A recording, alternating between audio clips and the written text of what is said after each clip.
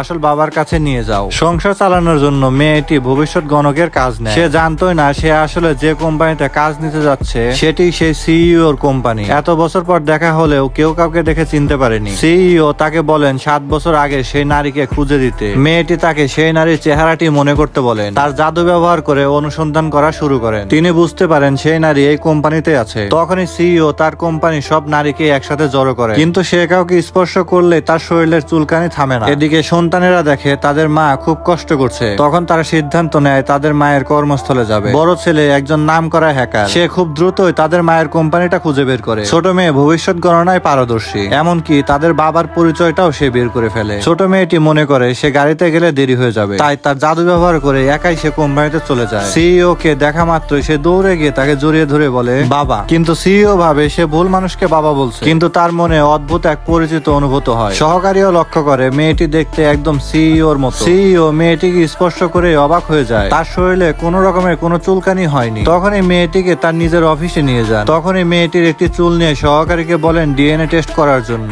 Report হাতে পেয়ে CEO একদম সম্পূর্ণভাবে অবাক হয়ে যায়।